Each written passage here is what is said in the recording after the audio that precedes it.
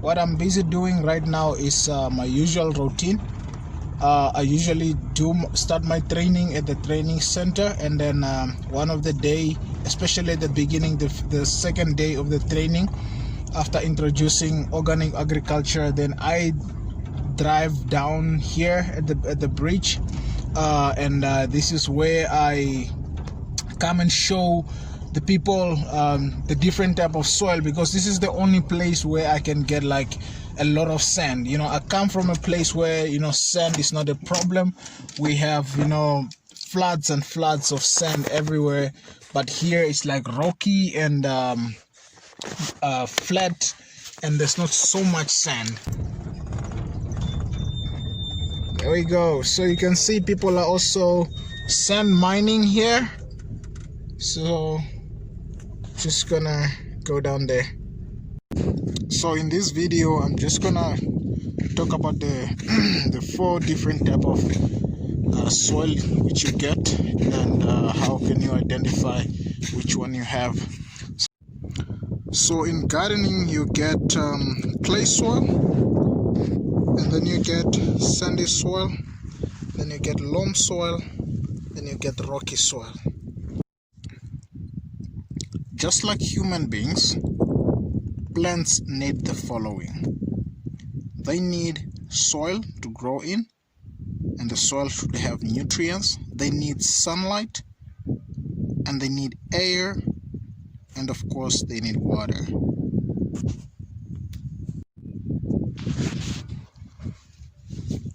So clay is unique, and the uniqueness of clay soil is because even though the soil has nutrients in it, but because it sticks together, some plants will find it difficult to survive if you put them here, especially vegetables, because their roots are soft and they are not strong like trees.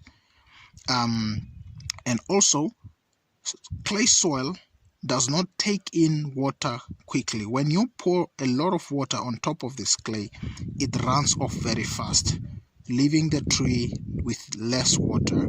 And when you have poured a lot of water or enough water, what happens is it sits in the clay and it does not sink down faster, and that means it can hold water for a long time, which will lead to roots rotting or dying because they are not getting enough air and they are staying wet 24 hours. And the other thing with clay soil is since it holds water for a very long time, it can affect your production in the garden because the speed of growth is reduced or limited. With loam soil is actually the soil that you want in your garden. It is perfect, it is balanced, it is good with plants. So this is what happens. Water drains very quickly because the particles are fine. Secondly, there is air between the particles because some particles are big, some particles are small. And also the nutrition is inside the broken plants.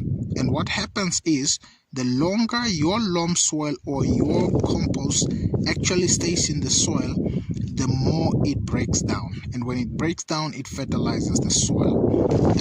And apart from that, the water holding capacity is good. It doesn't hold too much water for too long, and it also doesn't run off very quickly because everything seeps in like a sponge and it stays.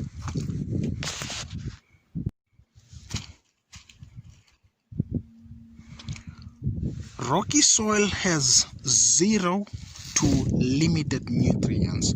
As you can see, these are big particles mixed with small particles, definitely. So some part of Namibia are rocky and they're having soil which is limited due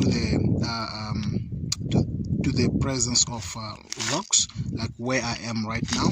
And in here, there is a lot of air between the particles, making it very difficult for roots to stay alive because they dry quickly when they are exposed to a lot of air.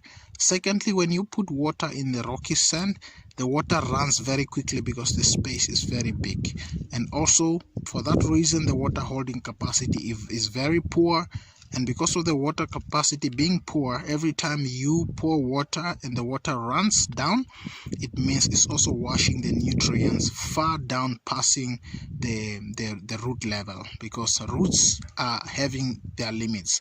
Like vegetables, they can only grow 30 centimeter deep maximum, and not all of them can reach that 30 centimeter. So this is not your ideal soil of planting.